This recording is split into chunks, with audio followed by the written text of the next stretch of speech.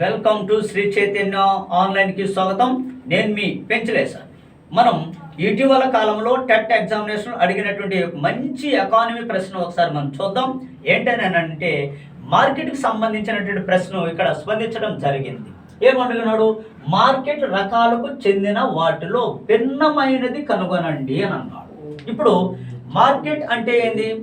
Market అనేది ఒక place, అక్కడ వస్తువులు కొనుగోలు అమ్మకాలు జరుగుతూ ఉంటే ఆ స్థలాన్ని ఏమంటాం మనము?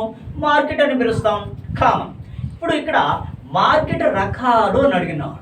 మార్కెట్ రకాలు ఒకసారి మీరు చూస్తే ఓకేనా, లోకల్ మార్కెట్ ఏంటి? స్థానిక మార్కెట్.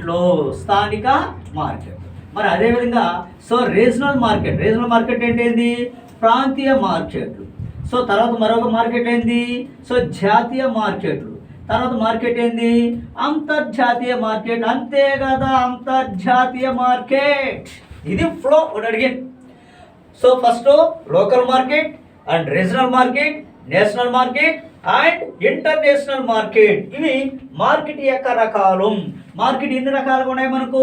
4 రకాలుగా ఉన్నాయనే విషయం మనం ముచ్చటించుకోవచ్చు. మార్కెట్ యొక్క రకాలను వాటి యొక్క పరిమాణాన్ని అనుసరించి వరుస క్రమంలో అమర్చండి అని అంటాడు. అప్పుడు ఫస్ట్ స్థానిక మార్కెట్, దాని ఏరియా లిమిటెడ్. తర్వాత రీజనల్ మార్కెట్ కొంచెం పెద్దది. తర్వాత జాతీయ మార్కెట్ కొంచెం పెద్దది. అదేవిధంగా అంతర్జాతీయ మార్కెట్ అనేది పెద్దది. ఏరియా వైజ్ దాని యొక్క ఏరియా వైజ్ మనం మార్కెట్ చెప్పుకున్నాం. లేదా అవరోహణ క్రమంలో అడిగేదానికి అవకాశం ఉంటాయి కదా ఒక అంశం. ఇవి మార్కెట్లు. ఇక్కడ మనకు ఏమన్నాడు కూర్చొని? మార్కెట్ రకాలకు చెందిన వాటిలో భిన్నమైనది. ఏమైనది? భిన్నమైనది అని అన్నాడు. రైట్, ఓకేనా? అంటే దాని అర్థమైంది ఇక్కడ భిన్నమైనది అన్నాడంటే చూడండి, భిన్నమైనది. స్థానిక మార్కెట్ ఉన్నాయా? ఉన్నాయి. ప్రాంతీయ మార్కెట్ ఉన్నాయా? ఉన్నాయి. జాతీయ మార్కెట్లు ఉన్నాయా? ఉన్నాయి.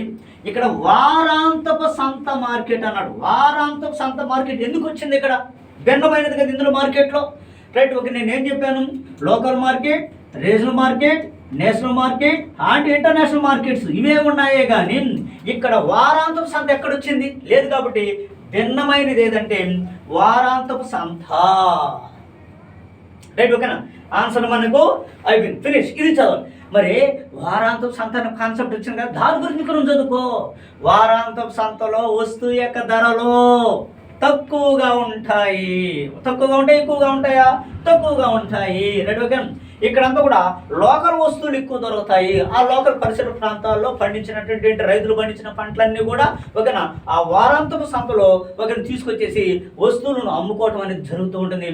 చిన్నపాటి ఒకరిని టెంట్లాగా వేసుకునేసి అక్కడ వస్తువులు అమ్ముకుంటూ ఉంటారు. Right, okay. కాబట్టి దాన్ని వారాంతపు సంత అంటారు. ఈ ప్రశ్న కూడా అడిగింది కదా, ఓకే. వారాంతపు సంతలు ఈ క్రింది ఏ మార్కెట్లో వస్తువు యొక్క ధరలు తక్కువగా ఉంటాయన్నాడు? ఏ వస్తువు ఏ మార్కెట్లో? వారాంతపు సంతలో. రైట్, ఇలా మనము ఒక అంశం చూసారా, ఇక్కడే 2-3 ప్రశ్నలు మనకు స్పందిస్తూ ఉంటాడు. ఇక్కడ కస్టమర్స్ అని పదం వాడతాడు. మార్కెట్లో ఎప్పుడు కూడా కస్టమర్స్ మరియు అదేవిధంగా అమ్మకందారుడు కొనుగోలుదారు ఉంటాడు. అంటే బయ్యర్స్ అండ్ సెల్లర్స్ ఇద్దరు ఉంటారు. కాబట్టి కన్జ్యూమర్ యాక్ట్ కూడా చాలా ఇంపార్టెంట్.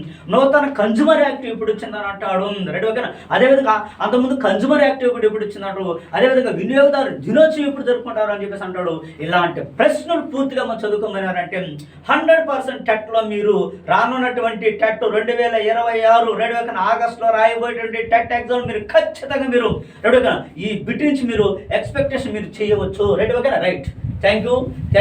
రైట్, ఓకేనా? మీరు రైట్, ఓకేనా? మా యొక్క ఛానల్ మీకు నచ్చినట్టయితే లైక్ చేయండి, సబ్స్క్రైబ్ చేసుకోండి. Right, thank you.